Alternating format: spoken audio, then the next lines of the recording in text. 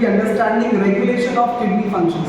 So let's start now. Let's understand. This is a very important topic for the NEET examination. Okay. Many questions came in the previous year from this topic. Let's start this. So we will be understanding regulation of kidney function. Okay. So see, whatsoever blood which is filtered from the nephron, there is a tuft of capillary. This is called as glomerulus. So blood which is filtered from the glomerulus and filtrate which comes in the Bowman's capsule. This blood which is filtered is around 125 ml per minute. This much of filtrate is formed per minute.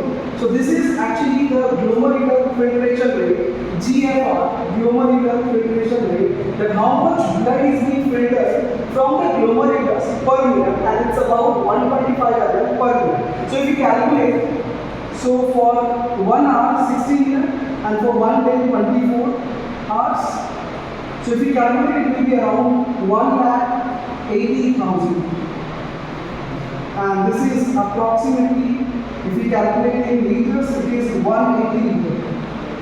So this much of blood is being filtered and this much of filtrate is being formed, but out of this 180 liter, only 1.5 liter of urine is being formed. So what about the remaining ones? So 99.9%.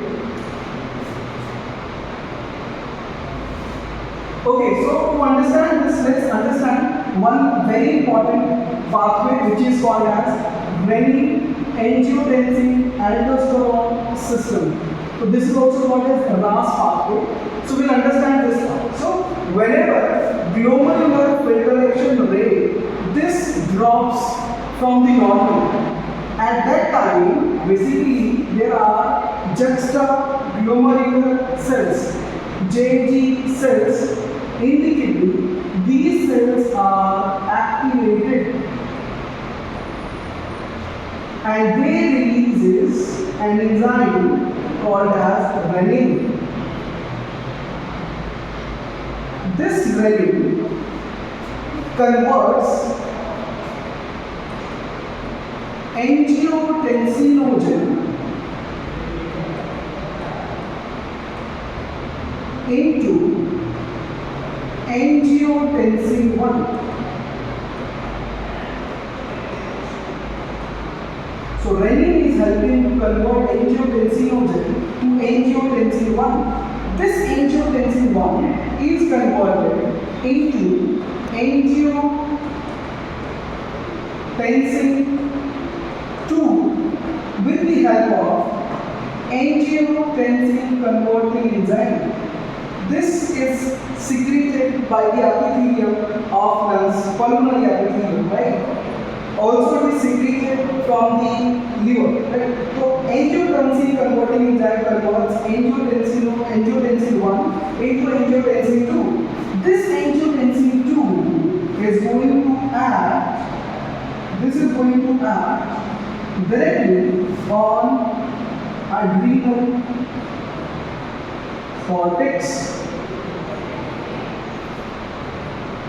Right? This is going to act on adrenal cortex, and remember my champions, angiotensin 2 is a very powerful vasoconstrictor. Vasoconstrictor means it decreases the diameter of blood vessels. It's a very powerful vasoconstrictor. This angiotensinogen will work on the adrenal cortex, and what will happen? This adrenal cortex will release aldosterone hormone. This aldosterone hormone is a kind of immunocorticoid. If you all remember, The adrenal cortex is having 3 layers: zona glomerulosa, zona fasciculata, zona reticularis, and all of these are secreting hormone which is corticoid. So there are different kinds of corticoid. There is mineralocorticoid, glucocorticoid, there is gonadocorticoid. So mineralocorticoid ka one example is aldosterone, right?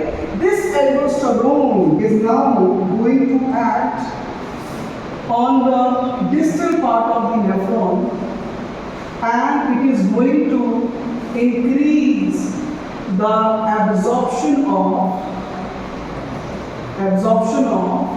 sodium and water. So what will happen, champions? This will lead to increase in blood volume. So now just relate blood volume. This is increased and the blood vessels are constricted. So vasoconstriction plus increase in blood volume will again make the glomerular filtration rate come to normal.